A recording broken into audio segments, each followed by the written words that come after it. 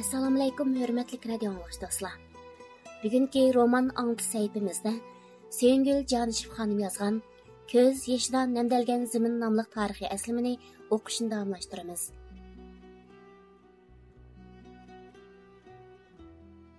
Kashlik tomoq vaqtida Umarjon yotoqqa kirib menga soat 7da ishxonaga bering deb qo'yib chiqib ketdi.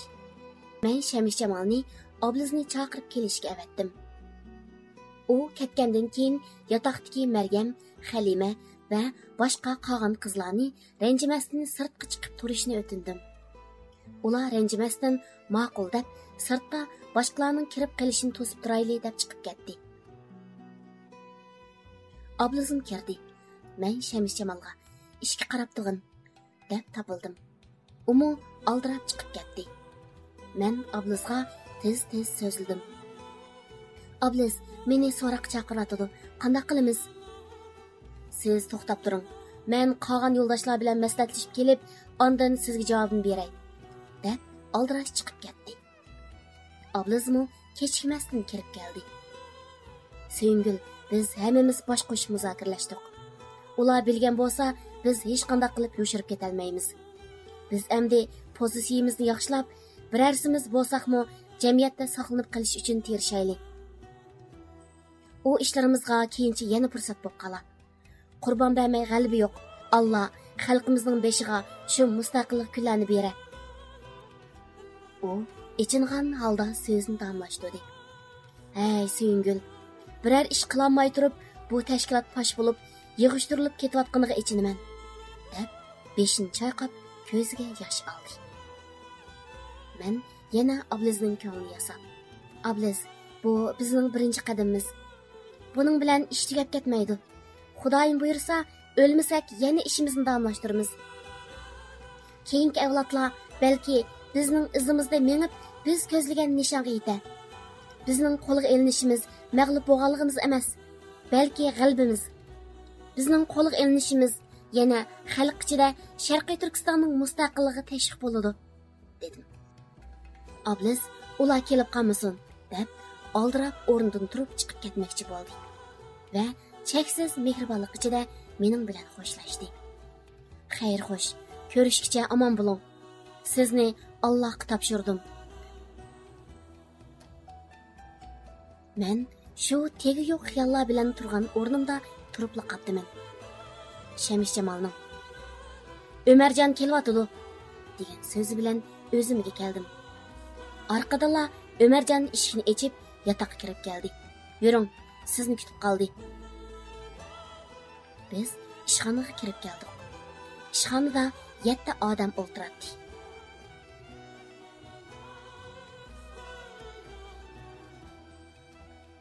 Partkom boshlig'i Ding, maktab mudiri Tang, maktab amonlik saqlash bo'limining Xitoy boshlig'i, jamoat xavfsizlik nazorati razvedka bo'limining Xitoy boshlig'i, o'quvchilar uyushmasining boshlig'i G'upur Rahim, yana men tunmaydigan bir Xitoy bo'lib, meni so'roq qilish uchun kutib o'tiribdi. Men ular ko'rsatgan o'rniga berib o'tirdim. Jamoat xavfsizligi nazorati razvedka bo'limining boshlig'i birinchi bo'lib so'z ochdi. Siz Sevingil, bu sizga deyman. U ta'na aralash kulib qo'ydi. Ha, men Sevingil, dedim. Men o'zimni xotirjam, erkin tutishga tirishib, gavdamni tiklab, o'rindiqqa yulinib kulimsirab o'tirdim. Ha, sen bu 3 kunlik o'ginishdan nima ta'sirot olding? Nimalarni tushunding? So'zlab boq, dedi amonlik saqlash bo'limining boshlig'i. Men uning savoliga boshqalarga o'xshash 3 birlik haqida so'zlab berdim. Siz faqat shuni bildingizmi? Ideyingizda hech qanday tavrinish hosil qilmadimi? Biz sizni bilamiz. O'zi kirib, o'z xatoligini tunaydi. O'zi ixro bo'lib, jinoyatni fosh qildi deb sizni uzun vaqt kutdik. Endi ko'zingizni oching. Bizni oldamaysiz.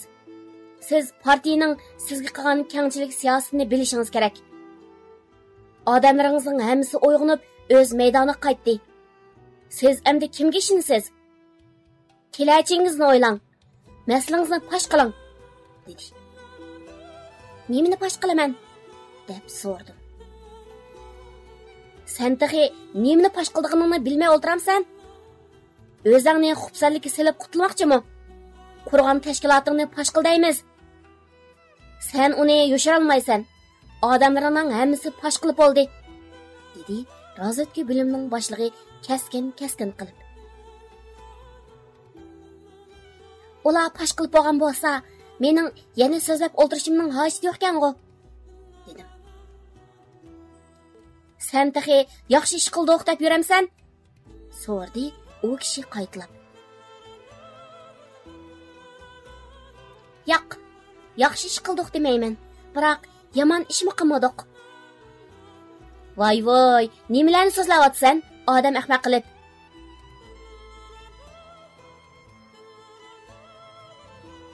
Sizlarchi bo'lganda yaxshi bo'lmadi. Bizchi bo'lganda yomon ish qilmadik. Qurol tutib odam o'ltirmadik. Isyon ko'tarib xalq ichiga chiqmadik. Hech qanday ish ishlanmadi. Faqat mustaqillik da'vosi qildik.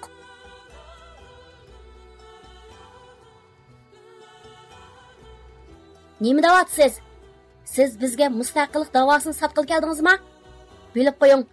Xinjiang Jungoning ayrilmas bir qismi, deb Ömercan vaqirab ketdi. O'lto'g'an boshliqlar mening so'zimni xitoychaga tarjima qilishni kutib, "Nima deydi?" deb so'rab ketishdi. "Xinjiang Jungoning yeri sening mustaqil deyishga pakiting bormi?" deb so'rdi razvedka bo'limining boshlig'i. "Ha, pakitim bor. Tarixning o'zi pakit." "Qandoq tarix ekan u?" Sharqiy Turkiston tarixi. O tarixni sana o'xshash reaksiyalar yozib chiqqan. Xinjiang Jungoning azaldan tortib ayrilmas bir qism bo'lib kelgan. Ham buningdan keyin ayrilmaydi. Hech qanday bir kuch Xinjiangni Jungodan ayirib o'tmaydi. Sana o'xshash jahil unsurlar nima natijaga erisha oladi? Partiya undaqlardan qo'rqmaydi. Faqat o'z putiga o'zi palto chapadi xolos. U kishi so'zlaganda shunchalik ochiq bilan vaqirab so'zildi. O'lto'g'alarning ochig'i kelganligini sezdim. Yiliqi men tunmaydigan Xitoy mendan "Sizlarning orqa teriginglar kim? Ular nerda?" deb so'radi. "Undaq narsa yo'q." "Yo'q demsan, yo'ldoshlaringning hammasi fosh bo'ldi. Biz faqat sening pozitsiyangni sinavatimiz." deb vaqirdi. "Fosh qilgan odamning o'zi bilmasa, mening undaq ishdan xabarim yo'q", deb javob berdim.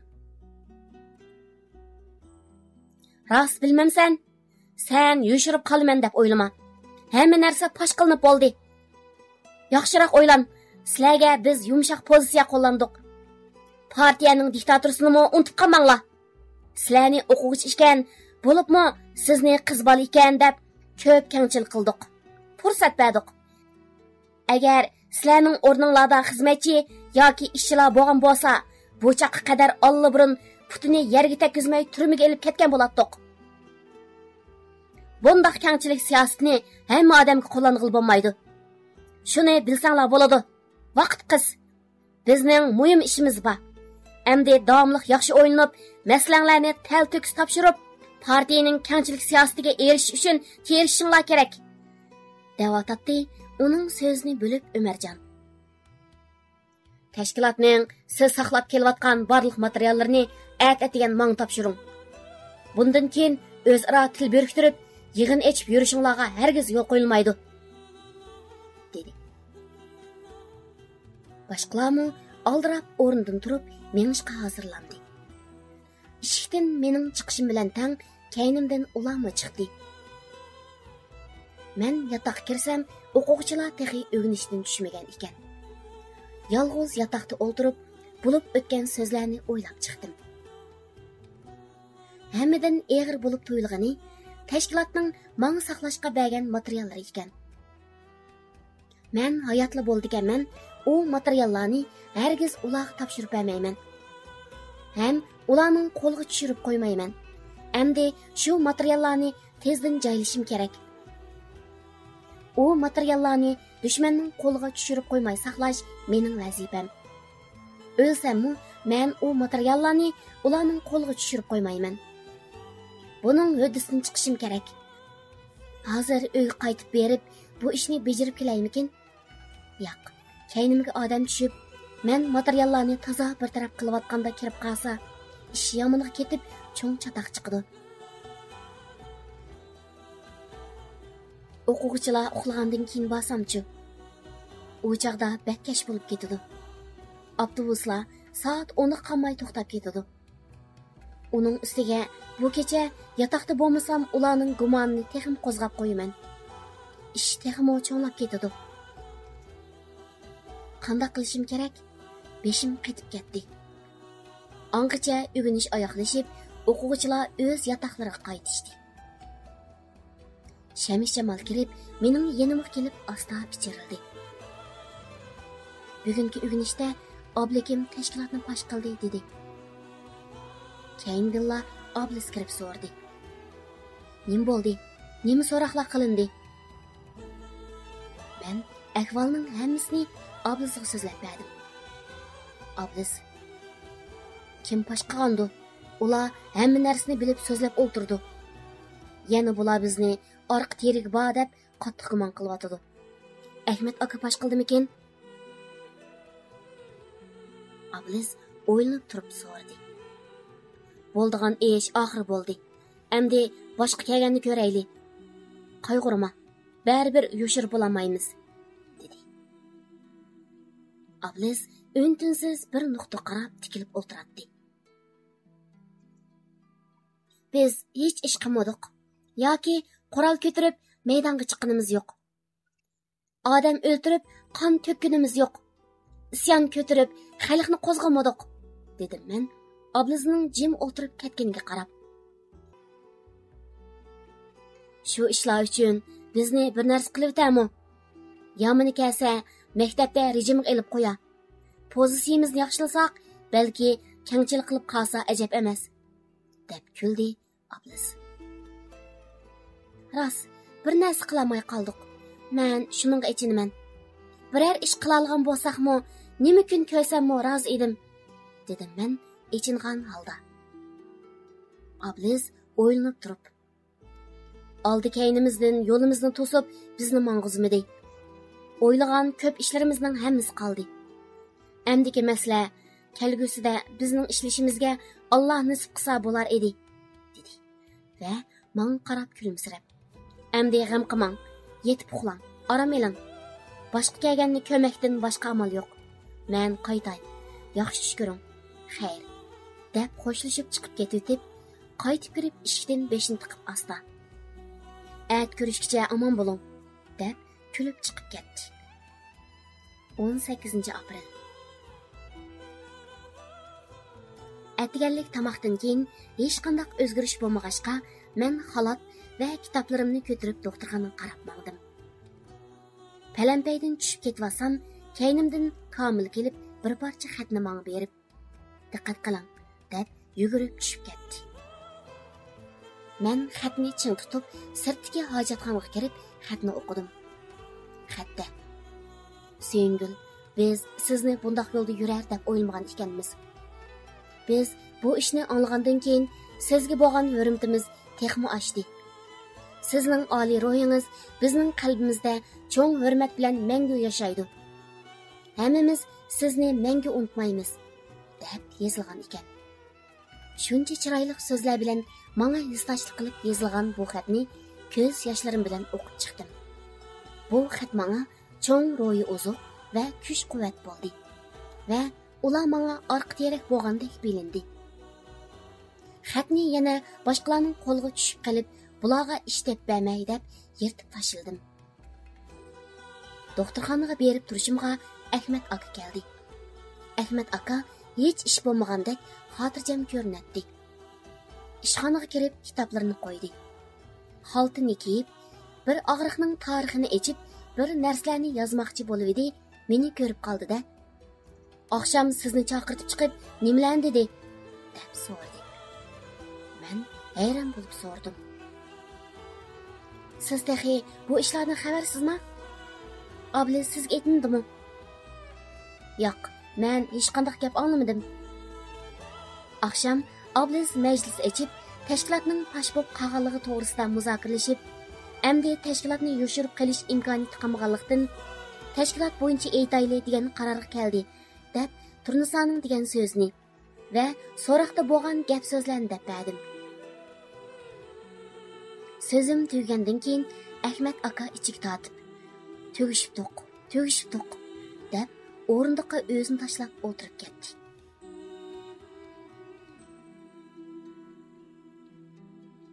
Endi qandaq bo'lg'ini?